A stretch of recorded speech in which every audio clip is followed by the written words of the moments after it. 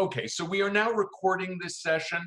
So if there's anybody you would like to share this with, I want to let everybody know we're going to have a Passover resource page on our B'nai Tikva website. And that, Debbie, is where I'm going to post the blessing. It's where we're going to post the PDF.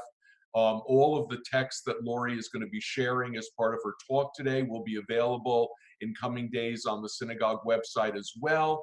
And check back there periodically because we're going to be populating it with tapes of the cantor singing Passover Seder songs and all kinds of other materials. So again, welcome everybody to our Sunday morning study.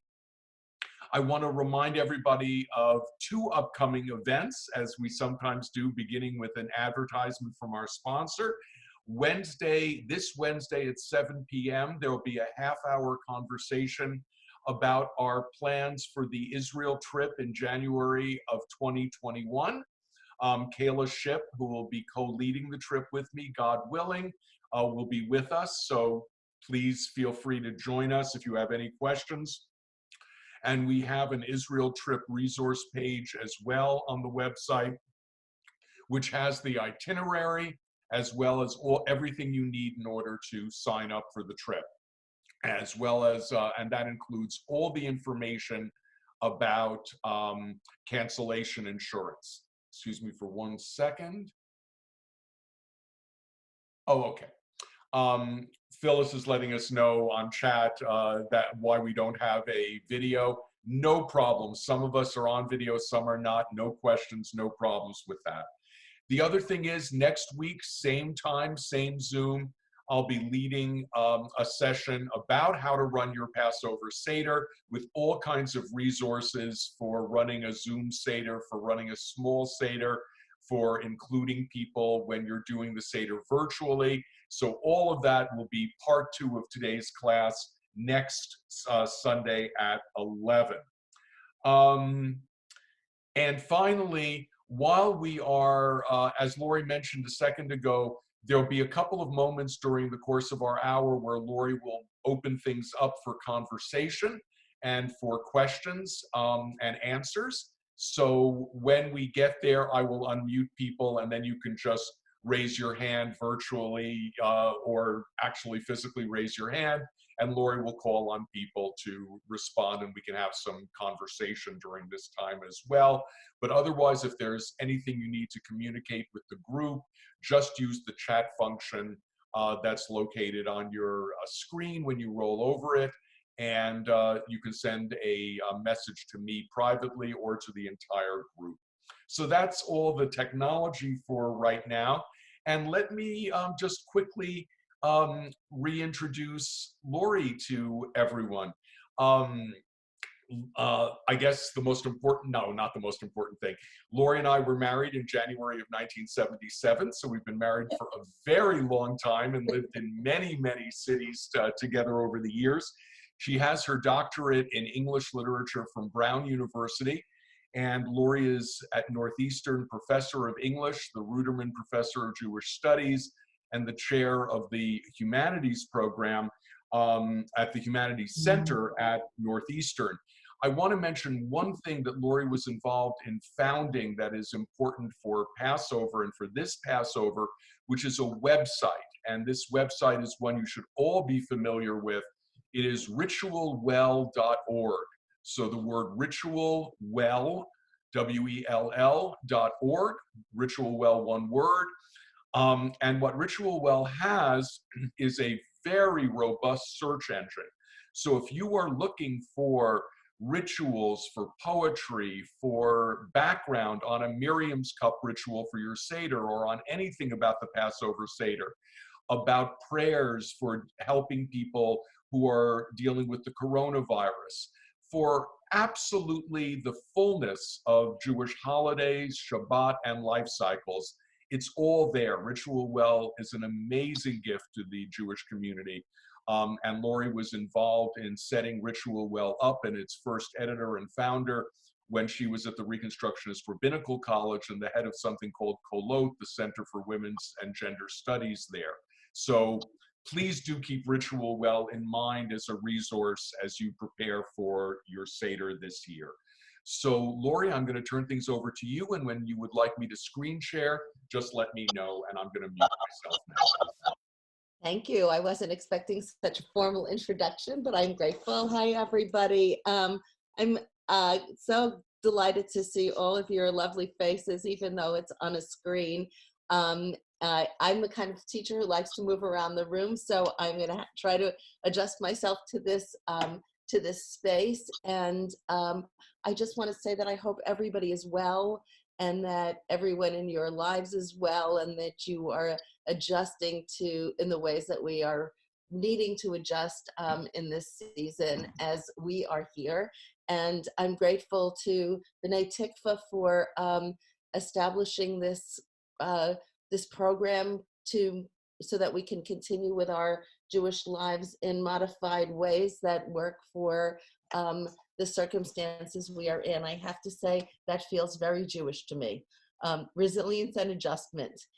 And I want to just start by saying that this season that we're in right now, a season when we're thinking about preparing for Pesach, I have long thought of as a kind of women's Omer. Anybody who's ever studied the Jewish year cycle with Lenny knows that while in America, because of we're assimilated into American culture, we tend to think of the holidays as discrete. You have Rosh Hashanah, you have Yom Kippur, you have Purim, you have Pesach, but what he teaches us is that, or one of the many things I've learned from him is that in a world where the whole community was Jewish, the holidays are not discrete, but they are the rhythm of the whole year, one long set of seasons that lead from one to the other. So you have a full set of fall preparations that work psychologically, spiritually, agriculturally. It begins in August with all of the new rituals of Elul, when you blow the shofar and you get your soul ready and you start processes of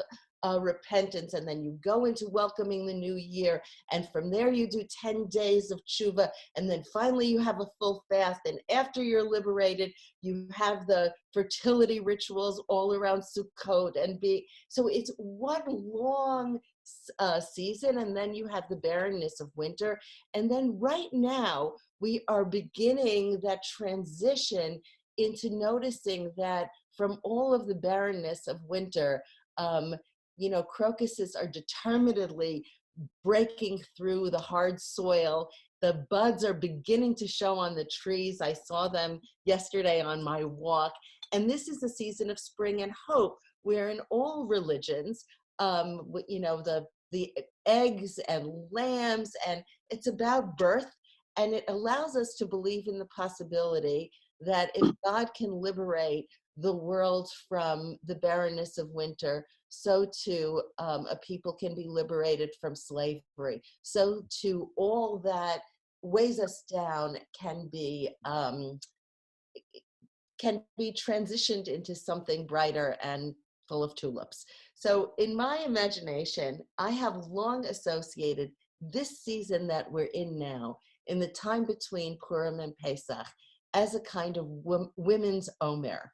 Just as we count the Omer between Pesach and Shavuot, connecting those two holidays as the march out of slavery and into redemption, so too here's why I think of it this way. Every year at Purim, when I was a little girl, we would go to the Purim carnival, we would go to hear the Megillah, and then when we got home, my grandparents lived with us when I was a kid, my grandmother would say, it's Pesach. So Purim signified to her that it was Pesach. And what she meant was that it was time to start doing all the preparatory work that she would have to do for Pesach to be the grand event that it was in our family. She supervised taking gum wrappers out of our pockets. And I will come back to this idea of anticipatory time and women in the course of our study together. But I just wanted to introduce it this way with the idea that we are right now already in a kind of Pesach time. What we will do together is we're going to study the character of Miriam, with a particular purpose. I am going to do what I did with those of you who studied with me last time about Hanukkah, to try to, I want to make several points, and I'll lay them out first, to demonstrate how the lens of women's scholarship, of feminist scholarship, the study of gender in Judaism, has altered the way we read texts, or has added to the way we read text, has introduced new rituals in liturgy, and the effect that, or really to talk about evolution in Jewish life and practice. And I don't think that this is unique. I think Judaism, as we all know, is always evolving. It's always capturing new rituals, new liturgies. And so this is one way to demonstrate that. It's that point that I always make, that what we see of the past in our textual tradition always depends on who is holding the lantern and the direction in which the light is cast. So this is going to be a little bit of that. We're going to do some textual interpretation about the figure of Miriam, a little bit of midrashic history. I will offer you some liturgical innovations and talk to you a little bit about ritual innovations. And I hope that these will inform your Seder practices. So in particular, we're going to look at the biography of a character as a way into the evolution of Judaism. And the character, of course, is Miriam. And we know that ritual evolves. I don't know how many of you once upon a time, instead of the 4 cups at the Seder, had 5 cups. A show of hands, who remembers 5 cups at their Seder tables? And the 5th cup was for? Letty, you can unmute.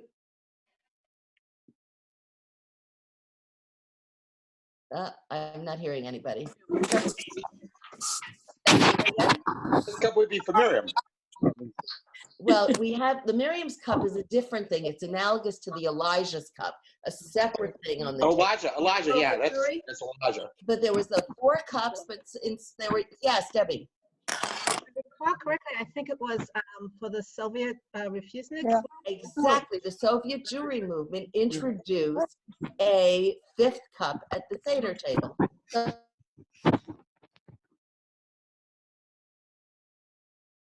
muted, Lenny. Okay, so I'm recovering here. So that is just a small example of how the Jewish community got together and introduced a new ritual, because we were, as a collectivity, very focused on the Soviet Jewry movement and the liberation of Soviet Jews. Okay, so to the biography, we all know about the Miriam's cup, but I'll say more about its origins and its purpose of the Seder momentarily. But let's look at the character of Miriam. Miriam figures pretty largely in the Jewish imagination. Everybody knows who Miriam is. And one more background piece. The whole of the book of Genesis, it is possible for us to understand as one long story of sibling rivalry.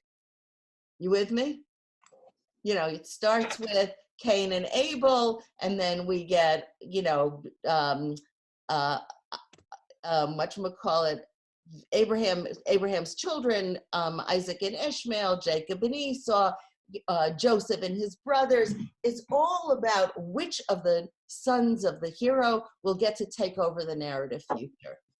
Then when we leave the book of Genesis and we enter the book of Exodus, the whole shift of the story changes. We go from the origins and the biography of the people Israel through Genesis, Bereshit, the beginnings, to the story of the liberation of the people. And one can say that this is the central myth of Judaism, the myth of liberation from slavery. The exodus from Egypt, out from Mitzrayim, from narrow straits, through parted waters. It is a kind of birth story.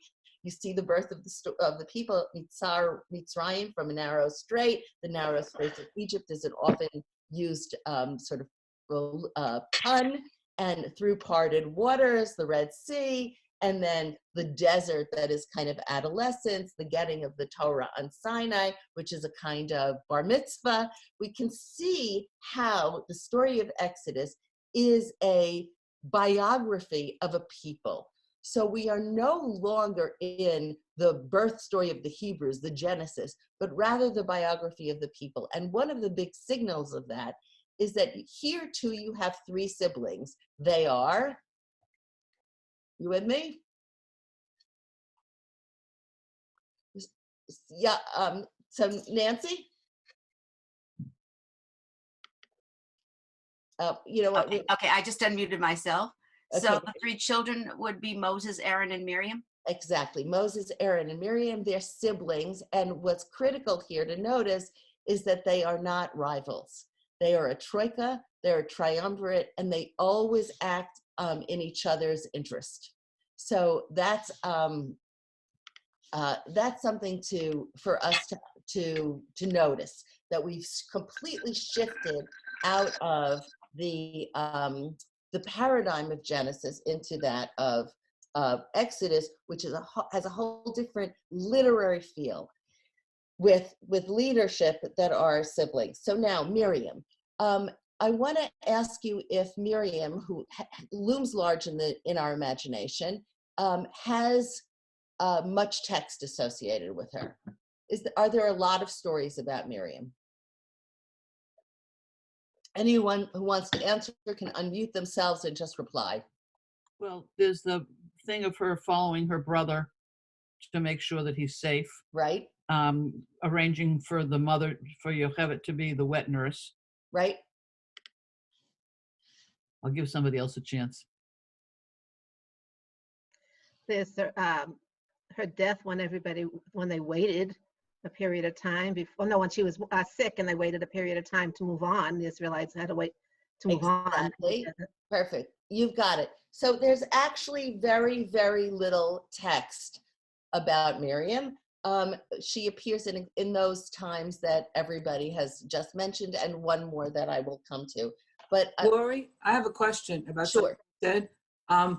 You said that there was no rivalry, but wasn't there a point where Aaron and Miriam were jealous of Moses and spoke behind his back? Yeah, we're going to look at that story, and it's not clear that they were jealous of Moses. It is very clear that God doesn't like what they have done, but it's a complicated story, and it's only in the interpretive tradition that it's called jealousy. So we want to look at that closely, but thank you. It is a very complicated, critical moment. Okay, so she appears not so often. The first time that we see Miriam, she's not even named. She has a childhood story. She saves her brother at the Nile. And you all remember this. And Lenny, if you want to pull up the text, feel free. This is when we know that Yocheved, here we are.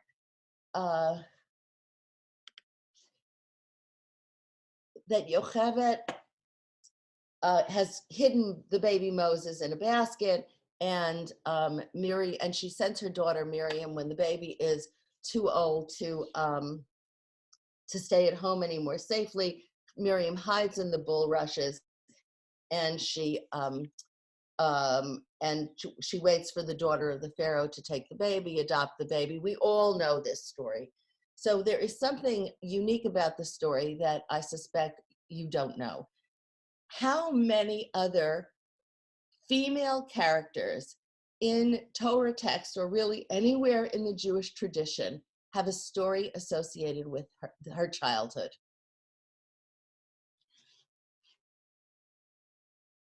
Anyone have a guess? This is a story of Miriam as a little girl saving her brother in the bulrushes by the Nile, in the basket there. How many? I'm guessing 0. That would be right. 0 is exactly right. So many heroes have stories associated with their childhood. David and his slingshot with Goliath, Jacob and Esau fighting over the porridge. Hero stories, when there are heroes, there is always, or there's very often, a miracle associated with the hero in childhood. Think of Greek myths and Hercules, Superman as a little boy lifting a car up over his head when he's 4 years old to save somebody who's pinned underneath it, and that's how he discovers his superpowers. So something in the hero paradigm, the child does something. There's a story about it. Oops. There is a story about it that, I'm sorry, something came in over my computer, a FaceTime call actually. Something associated with a childhood that is a hint of the kind of hero that that person will be. How many of those do we have about female characters? Exactly none. We meet Miriam as a child when she does something sort of miraculous in saving her baby brother at the shores of the Nile. Unique. Every other heroine in Judaism, we meet as at the threshold of sexuality, when she's about to get married, when she seduces somebody, because we have lots of seductresses in our stories, or when, and there are many stories of Jewish mothers, but never of a person acting independently. So did Miriam marry? Does Miriam have children?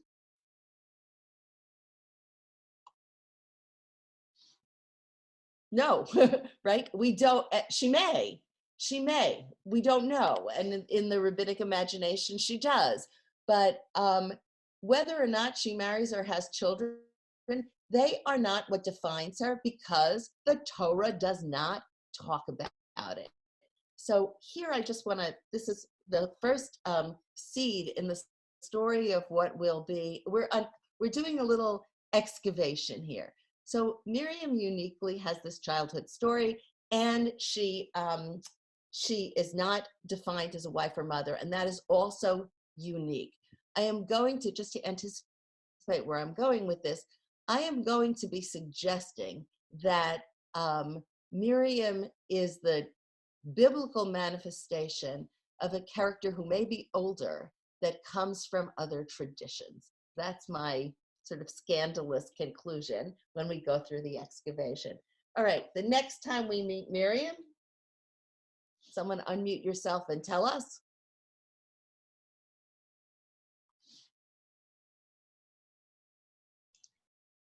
I think the next time we meet Miriam is when she develops leprosy and needs to be extracted from So Nancy, her surroundings. that's the third time. Oops. Is dancing after crossing the Red Sea. Correct. Yeah.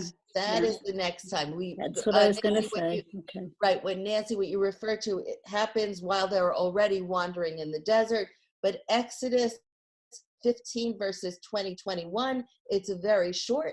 It says, Miriam, the prophet, sister of Aaron, took a timbrel in her hand, and the women went out after her with timbrels and with dancing. So there's this miracle at the Red Sea, and she sings a short poem that is, and Moses has a much longer song of the sea that we memorialize every morning in services when we do the Song of the Red Sea. What scholars will tell you is that the Song of Miriam is older textually than the Song of Moses. That is, that little fragment of text that is assigned to Miriam is Miriam's song is just like the Song of Deborah, is dated further back than the Song of Moses. So what we might believe is that the Song of Moses is an elaboration of a fragment associated with this mythology of the crossing of the sea that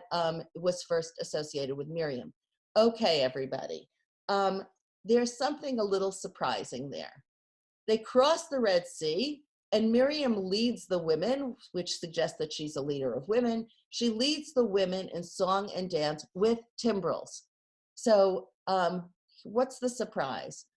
Everybody left Egypt in enormous haste. We know this because the bread didn't have time to rise. And since the bread didn't have time to rise, we know that we are doomed to eating matzah every year for 8 days, right? It's a symbol of this haste, of the leavening didn't happen. So everybody ran, they took their possessions, they were going to be, wandering the desert.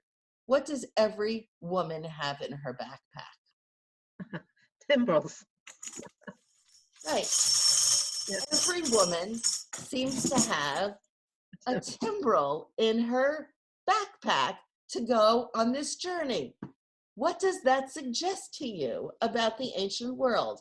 And then I want to remind you that when Yiftach in the book of Judges is greeted after his military victory, this is a story with not such a happy ending, by his daughter, what is she doing?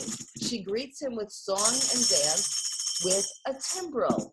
There is a third place in the Bible, and it escapes me now, where also a woman greets the women greet an army, a returning army, with timbrels. So what does that suggest? Why did all these women have timbrels in their bags? Anyone want to venture? Music was a very important part of their life, their society, their culture. Their life, their society, or their religious celebration, right? Maybe if you were running out of the house now with no notice, you might pack the family candlesticks, right? Something that you would need wherever you went because you're Jewish. So this suggests that there was something important as a ritual object that was a woman's ritual object. Someone's writing that music is a sign of joy in God. And in fact, it is a sign of joy. And what the Midrash tells us is that the reason God said that the liberation, there's a Midrash that the liberation happened because of the piety of women. It's because the women left Egypt prepared to believe in miracles. So there's a whole Midrashic strain associated with the liberation that has to do with women's faith. There is one story has it that that when Pharaoh decreed that all the baby boys would be killed, the Hebrew slaves, the men, said, well, then we won't have children anymore. If our sons are going to be doomed to be murdered, the right thing to do is not to have babies. So they abstained from sex with their wives. But the women, led by Yocheved and Miriam, said Pharaoh would kill half the people, and you would end the people altogether. And the women persuaded the men to have sex and continue to have children in spite of Pharaoh's decree, hoping for a miracle, but also knowing that the daughters would be saved. And then when the tabernacle came to be built and all of the people were gathering the jewels and everything that they had taken from Egypt to build the tabernacle, Moses declined to accept the mirrors of women because he said that it was a sign of vanity. This is also in the Midrash. But God said, I want those mirrors because women used those mirrors to make themselves attractive while you were slaves in order that you would continue to propagate the people. They are the most valued possession. So there is in the underlying Midrashic tradition this idea that women had a peculiar faith that, or a particular faith that is associated with belief in miracles. And the timbrels are a sign of that. So my question is, if all the women had timbrels in the desert and all of the women would greet military victors with timbrels, the question is, what happened to the timbrel as a woman's ritual object? I mean, anyone should feel free to unmute themselves when I ask these rhetorical questions if you want to jump in.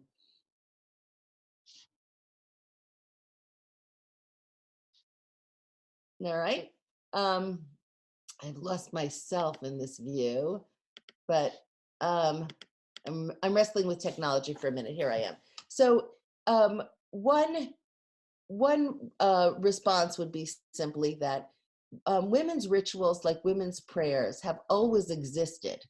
But unlike the communal prayers written by men and the rituals codified by men in laws, the lulav, the etrog, women's rituals were part of folk culture. And because they weren't codified and therefore legislated, they could drop out.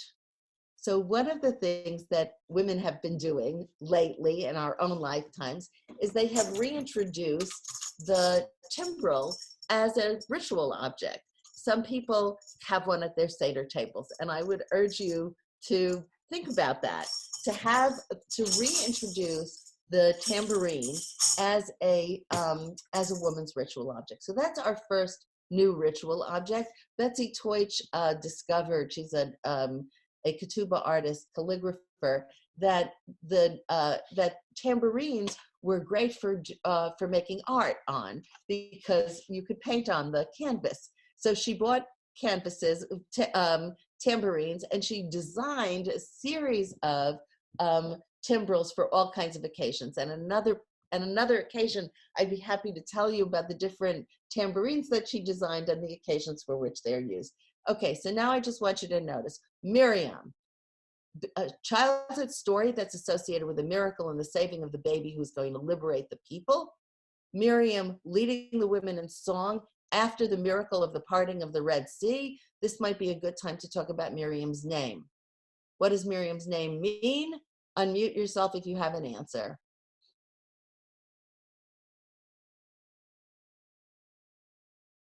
Bitter water. Bitter waters, Mar Yam, bitter and waters.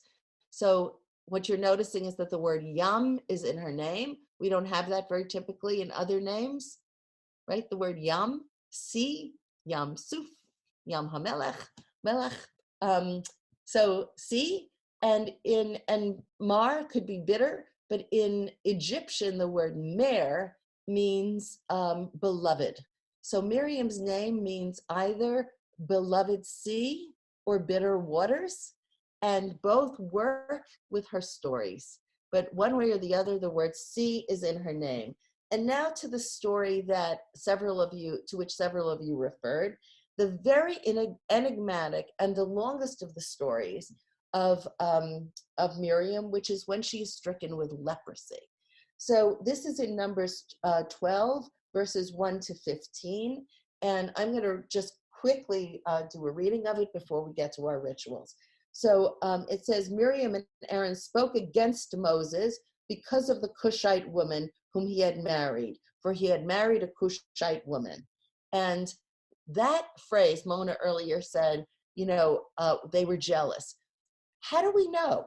It doesn't say. It's completely mysterious. Spoke out against Moses because of the Cushite woman. There are midrashim that say they didn't like the Cushite woman, and there are midrashim that said that the Cushite woman is actually Tzipporah, and Moses, as a leader, is ignoring his wife, and they're speaking out on behalf of her. That is, Moses, get your act together and be a better father and husband instead of just spending all your time leading the people and, focus, Moses. So there are multiple interpretations, but the text itself is enigmatic. It does not say why they spoke out. What it does say is that they spoke out together, and God doesn't like it. It says the man Moses was meek above all men. Lord spoke suddenly unto Moses and unto Aaron and unto Miriam, come out, you three of the tent of meeting. So all three of them are told to exit the tent of meeting, which they do. They are then, and then when they emerge from the tent of meeting, not Aaron, but only Miriam, the Lord came down in a pillar of cloud and stood at the door of the tent, called Aaron and Miriam. They both came forth, and only Miriam is stricken with leprosy. So God is that mad. What's interesting to me, and here now, Mona, to your point about the relationship among the siblings, is how do the brothers react when Miriam is stricken with leprosy? Anyone? Again, feel free to unmute, which you can unmute yourself. Moses prays to God to heal her. Moses and Aaron both pray to God pray. to heal her. And Aaron said unto Moses, "Oh my Lord, lay not, I pray thee, sin upon us, for we have done foolishly for what we have sinned." And Moses cries unto the Lord, saying, Ana elna rafanala. God, please heal her. I beseech you. It is the first prayer for healing. We use it in our synagogues today. It is the brothers, Aaron is horrified. Moses is horrified. They are both terrified, and their prayers for their sister. God, please heal her. It's powerful. It is staccato. It is rhyming. Ana elna rafanala. God, please heal her. And God's response is, and the Lord said unto Moses, if her father had but spit in her face, should she not hide in shame 7 days? Let her be shut up without the camp 7 days, and after that she shall be brought forth again. So God is responsive. And in saying so, he said, I just wanted to shame her for what she did. And we read her leprosy as a kind of, it's the effect of God's spit. The father spits on the child for what she did, and he says she has to be quarantined. Here we are, our quarantine example, quarantined for 7 days, and then she will be well. So God is responsive to the prayer, and the end of this story, and here's why I think it's not a story of competition among siblings, but actually a story of connection among siblings, because the two brothers, first of all, there's an injustice in the story. Aaron and Miriam do the same thing. Only Miriam gets the effect.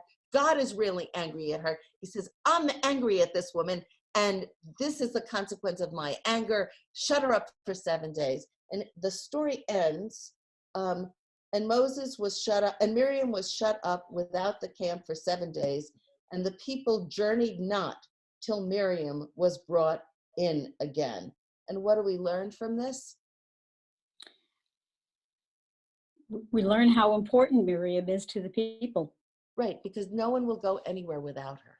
Mm-hmm. They won't proceed without her. The brothers are distressed when this happens. And we also see something in the relationship between God and Miriam. God is angry at Miriam. So what is going on here? So I'm reminding you again, a little rehearsal. We have Miriam saving her brother at the sea. We have Miriam leading the in dance with timbrels after the parting of the Red Sea, the Nile, the Red Sea, and now we have this quarantine. We hear Miriam's name only one more time, and she doesn't do anything. Was God, do you think God was concerned that because she was a leader of the women, if she did this, then it would follow that other women would do that it? Sounds very like the fear of Achashverosh in the Esther story, where when Vashti does what she does, his advisors say, all our wives will rebel. You've got to punish this woman. Well, who knows? That's a wonderful psychological suggestion. The text doesn't tell us. We can do a kind of midrashic speculation ourselves. But I think the important point is that something is emerging about these characters, their relationships to each other, God and the people. Miriam, the next time we hear Miriam's name is in Numbers 20. Aaron has already died. When Aaron dies, there are paragraphs and paragraphs of the mourning, because we're about to enter the promised land. The sojourning in the desert is over. That generation is dying. When Aaron dies, there's a great deal of mourning. There's a lot of mourning ritual and so forth. And now Miriam dies, and there is none of that. It's 2 verses. Numbers 20, verses 1 and 2. The children of Israel, even the whole congregation, came into the wilderness of Zin in the 1st month, and the people abode in Kadesh, and Miriam died there, and was buried there. That's it. She died, was buried, nothing else. And then in an apparent non sequitur, the next verse, Numbers 20 verse 2 is, and there was no water for the congregation, and they assembled themselves against Moses and against Aaron. And there we are. So here we have, just out of nowhere, something that's happened over and over again in the desert. The people get angry and rebel because of the conditions of the desert, which is this endlessly whining population. Miriam dies, next verse, no water, and there's another rebellion against Moses and Aaron. Okay, everybody, what's happened when Miriam died? The waters dry up. The waters dried up. So Wasn't there she may the not be finder of the paragraphs water? and I'm sorry? Wasn't she the finder of the wells of the water? Okay, so that is in the Midrash, and we are not the first to notice this, but this is exactly the point. The point is that in the text, when Miriam, whose name has water in it, who saved her brother by the Nile, who led the miracle, the dancing after the miracle of the Red Sea, whose God is angry at for hubris of some sort, and says, she's my kid, she should listen to me. And now she dies and there's no water, and the people are enraged and terrified and rebel. Miriam. So what I'm hinting at, what I'm suggesting, is the possibility that Miriam is domesticated as a sibling of the heroes, because once upon a time she was a water goddess or a water priestess, or somehow in the underlying early layers of this ancient story, she has this ancient little poem. Miriam had some kind of special access to the divine water pipe. She was responsible for providing water. And that's why the people won't go anywhere without her. That's why she's associated from childhood and throughout her life with miracles next to water. And here she becomes the sister of the heroes. And we are not the first to notice this. As somebody just said, I think it was Mona, who's clearly learned in some of the Midrashim, the rabbis noticed this too.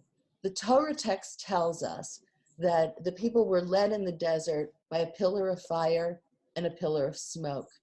One is associated with the goodness of Moses, and one is associated with the goodness of Aaron.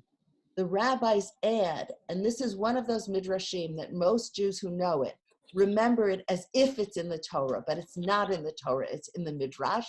That is, we remember it the way we remember Abraham smashing the idols. It's not in the Torah, it's in the midrash, but it is entered into our collective consciousness.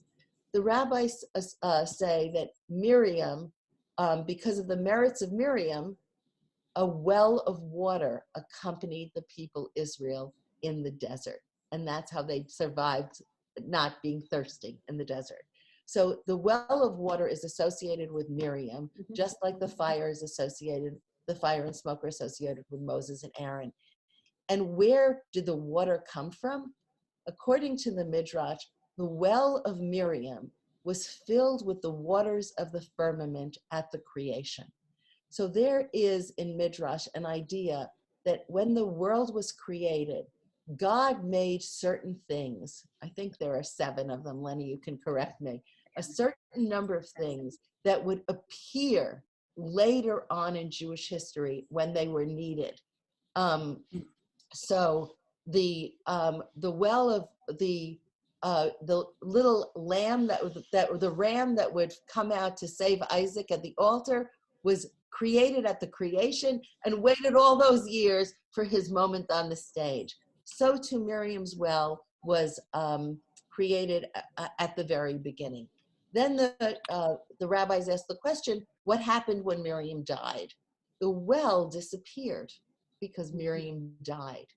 And the people prayed and the well came back. And according to the rabbinic imagination, Miriam's well returned and is still in the world with us today. It is a source of healing. So because of Miriam was healed by the prayers of her brothers. So Miriam's well is associated with healing.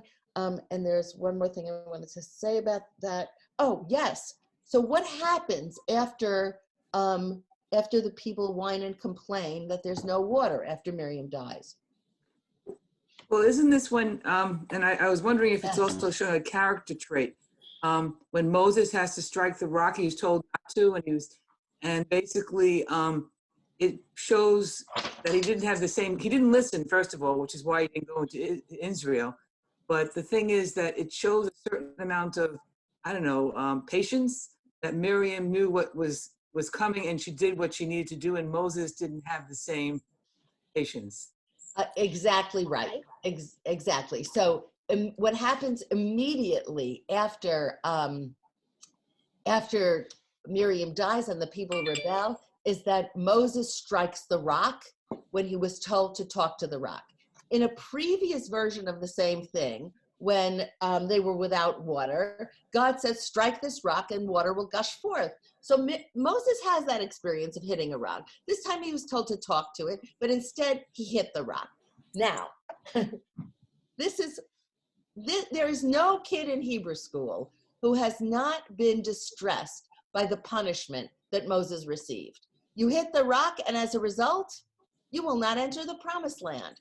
This is disproportionate punishment. Moses has killed a person. He killed a taskmaster. For that, he was not punished. Here, he hits a rock, and after leading this whining, cranky people through the desert for 40 years, he's not going to get into the promised land for hitting a rock? There seems to be something absolutely disproportionate. The psychologists say, measure the affect. Why is God so angry? Now, those of you who know the Jesus story, where are people buried in the ancient world? Caves. What's in front of the cave? A rock. A rock. So here's what I want to speculate. Moses too was afraid that after Miriam's death, there would be no water. And it's a kind of faithlessness. And that's what all Jews have always imagined, that his punishment is a kind of for faithlessness. Of course, why does Moses die before they enter the promised land? Probably because he's old. And everybody dies at the wrong time. Nobody dies at the right time. There's always that next thing that we anticipate that we want to be here for before we die. So that said, that disproportionate reaction and on God's part, punishing Moses so severely for hitting the rock after Miriam's death suggests that there is a kind of conviction that the rabbis later notice that Miriam is associated with water, and when she's gone, there might not be anybody anymore. So his affect is strong. He strikes when he's told to speak, and he's punished for that reaction. And we could sermonize about that. But I want to suggest to you that if we connect these 5 dots in the lifetime of Miriam, what we find is a story so deeply associated with water, from her name to the miracles, to her leadership, to the fear, the people, to the love and the fear, they won't go without her, the prayer uttered on her behalf, the fact that there isn't water after her death, that nothing else happens, but that Moses is then told to speak to a rock and strikes it. All of this suggests to me that there is a subtext for us to read that creates a fuller Miriam that precedes the Miriam of the Jewish tradition. So that's the textual excavation that comes from sort of women's scholarship. As a result, we have Miriam being reintroduced to Pesach, just like, the Moses story, in particular, as everybody knows, with the Miriam's cup. And I want to conclude today with some rituals for the Miriam's cup at the Seder. What do we fill the Miriam's cup with? Of course, Water. Wine. Water. The Elijah's cup is filled with wine. Wine is a symbol of redemption and hope for the future. Elijah is associated with the Messiah and the coming of the Messiah. Miriam is associated with water. Of course, we fill it with fresh spring water and quotidian miracles. Now, there aren't absolutely fixed rituals for the Miriam's cup, but Miriam has become associated with Elijah. And just like we sing at Havdalah, Eliyahu Hanavi, some people sing Miriam Haniviyah. There's a beautiful song in this packet that sings to the same tune as Eliyahu Hanavi about Miriam Haniviyah, who leads the people to the waters of redemption. You have an Elijah's chair, a Kisei Eliyahu, at a Brit Milah, because you hope that, as every Jewish mother hopes, that maybe this baby will be the Mashiach, the Messiah. So you have an Elijah's chair. Some people have taken to putting a Miriam's chair at the ceremonies for little girls, associating Miriam with, so Miriam and Elijah have become analogs in the Jewish tradition. So you fill the Miriam's cup with water. Some people do a Miriam's ritual, the Miriam's cup ritual, at the beginning of the Seder to make it bookend with the Elijah's ritual at the end of the Seder. Some people do the Miriam's Cup ritual as a ritual of gratitude for all the miracles of our daily lives, to balance the hope for redemption, to be grateful for everything that we have in this moment. And some people do the Miriam's Cup ritual as a healing ritual. And I'm going to share with you a few of those. And I also want to tell you a little bit about how the Miriam's Cup came to be so successful. I used to think when I was, a much younger student, that some of these ritual innovations would never take, that it would take, because they weren't old, they wouldn't feel authentic. And what I have learned with aging and with time is that it takes only one generation to get back to Sinai. That is, I have to remember to put the Miriam's Cup on the table because I didn't grow up with it. But my kids have never seen a Seder table without it. For them, it is as natural a part of the Seder table as anything else that we can see. And that is true of every innovation. Rabbi Deborah Ornstein, who wrote the book Life Cycles about new women's rituals or recovering old women's rituals, the timbrel is not new. It's an old ritual that we have to recover. So she said, with all ritual innovation, there are keepers and there are clunkers. The keepers are the ones that speak in a Jewish idiom. How did the Miriam's Cup become so successful? A Jewish entrepreneur, Barbara Dopkin, when this idea was invented, thought this is a brilliant idea to have a ritual in a Miriam's Cup. So she created a contest for Jewish artists and said, make a Miriam's Cup. So all these artists created these beautiful Miriam's Cups. It went on traveling exhibition at HUC, at different Jewish museums, these beautiful cups. And now they existed. People knew about it or didn't know about it. But once artists made cups, what did they have to do? Sell them. So because Pesach is a home ritual and people invite each other, and if you go to any Jewish bookstore or any Jewish shop in a synagogue, you have lots of Pesach things, Seder plates and, little things for the plagues and everything else. People want to bring gifts. So the Miriam's Cup started to appear in every Jewish shop. And, this is something they won't have. People would buy Miriam's Cups for their friends. And that is how I think this, just is such an interesting insight into the strategies by which rituals become enshrined in Jewish practice. So people were buying these cups and then they didn't know what to do with them. And that's when people started creating Miriam's rituals. And in the packet, when you download it, you will find some of them. But the one that I have for you offers a description of what the Miriam's Cup is, a suggestion of how to use it, that you fill it with water, and that you say a blessing, and they suggest Zot Kos Miriam, Kos Mayim Chayim, Zecher Liyetziat Mitzrayim, a little poem that is, this is the cup of Miriam in reminiscence of our, and then you sing Miriam HaNeviah, the way you sing Eliyahu Hanavi later in the service. And now, Lenny, I don't know if you want to pull up the Marge Piercy Miriam's Cup poem, but it's called Miriam's Cup. And here's the reading that I like best. This is, if you use, it's the next one, Lenny, next page. Yep, there it is, Miriam's Cup. And it is, this is if you were to use the Miriam's Cup as a ritual of gratitude. And I'm going to end by talking about the Miriam's Cup momentarily as a ritual of healing. But here's for gratitude, and this is beautiful. This is the poet Marge Piercy, and she suggests reading this. The cup of Elijah holds wine. The cup of Miriam holds water. Wine is more precious until you have no water. Water that flows in our veins, water that is the stuff of life, for we are made of breath and water, vision and fact. Elijah is the extraordinary. Miriam brings the daily wonders, the joy of a fresh morning, like a newly prepared table, a white linen cloth on which nothing has yet spilled. The descent into the heavy waters of sleep, healing us. The scent of baking bread, roasting chicken, fresh herbs, the faces of friends across the table, what sustains us every morning, every evening, the common daily miracles, like the taste of cool water.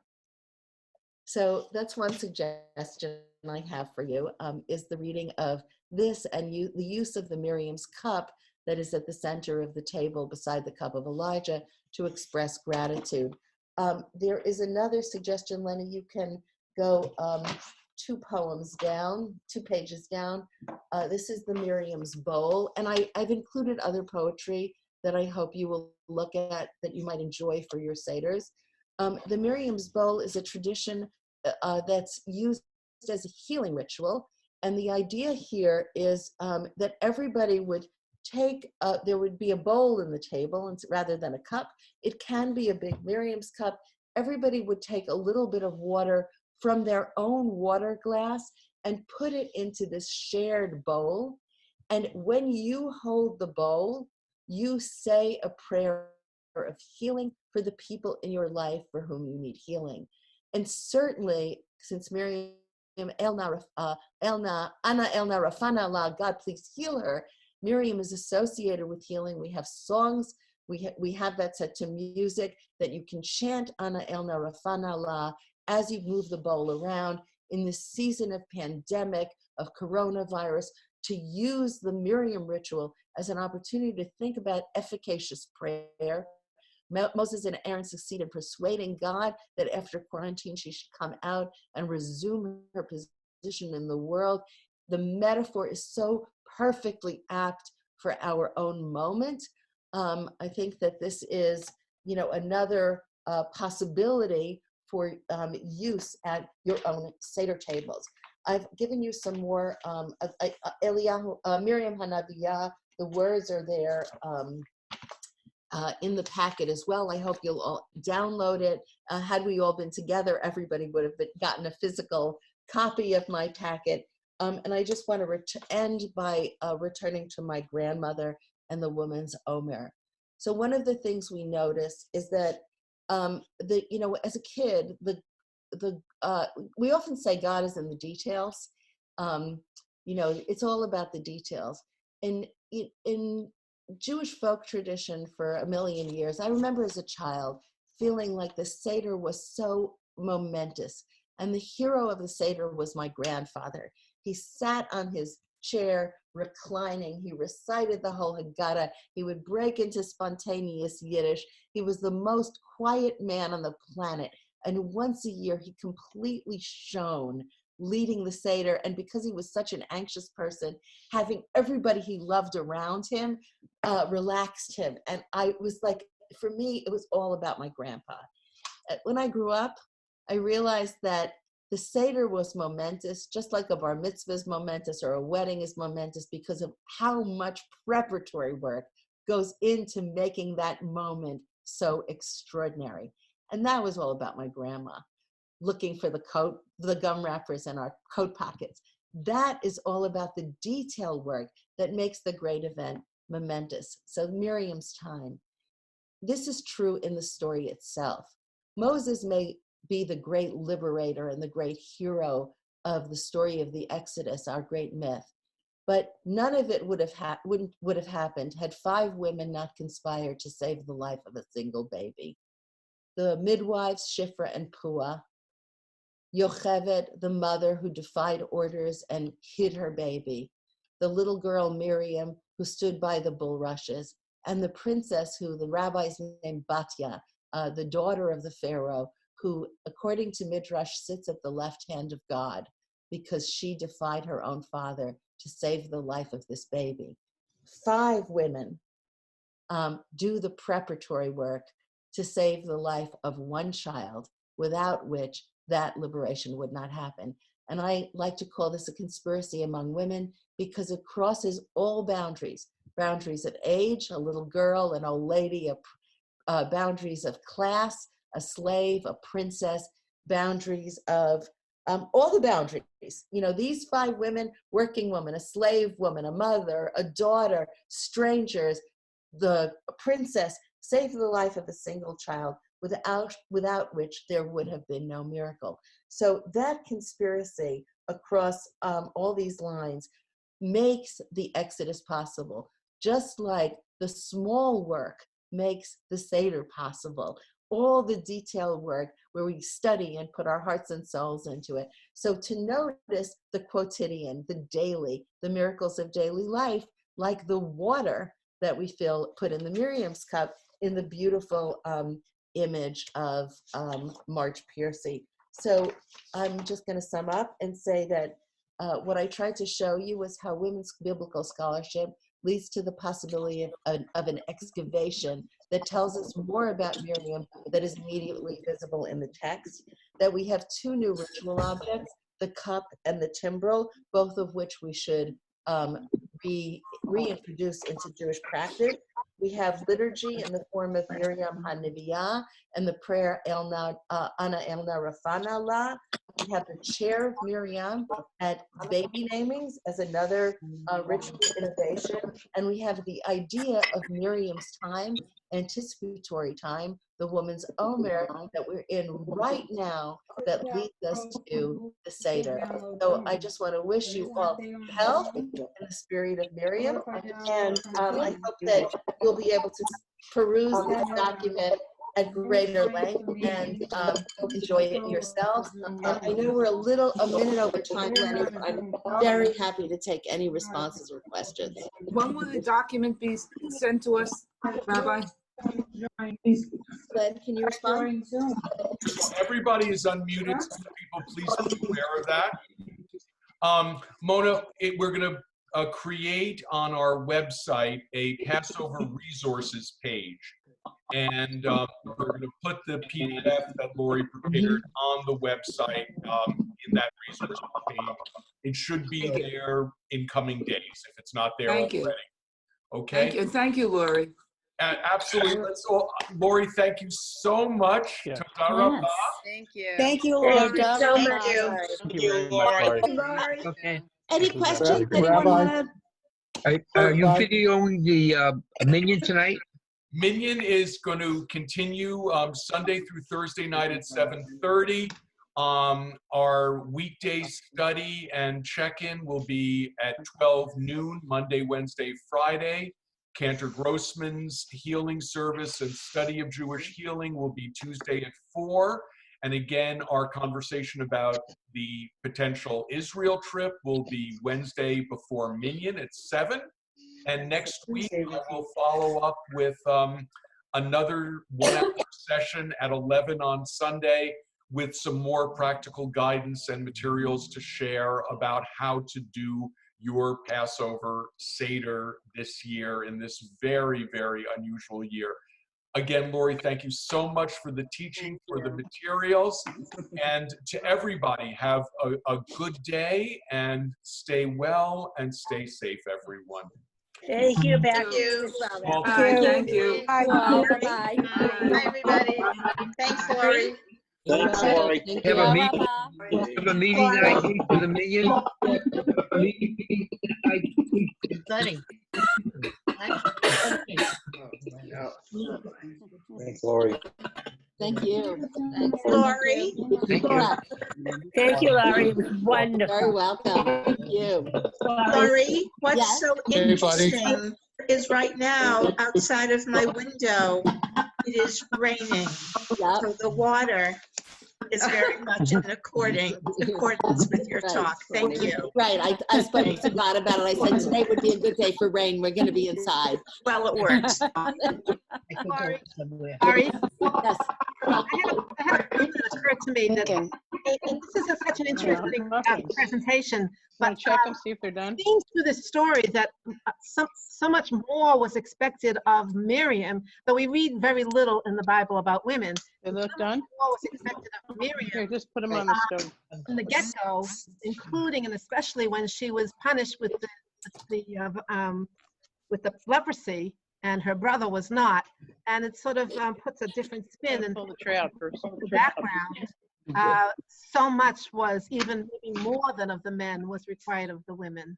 It's interesting because we can do whatever we want with that. I mean, what I've done is completely fanciful. It is a kind of midrash. I have no way of knowing whether Miriam existed, has a prior life in the textual tradition.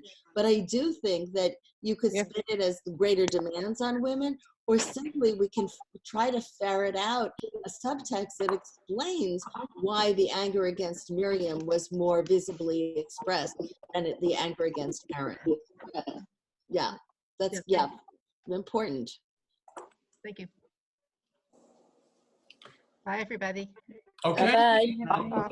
Thank you.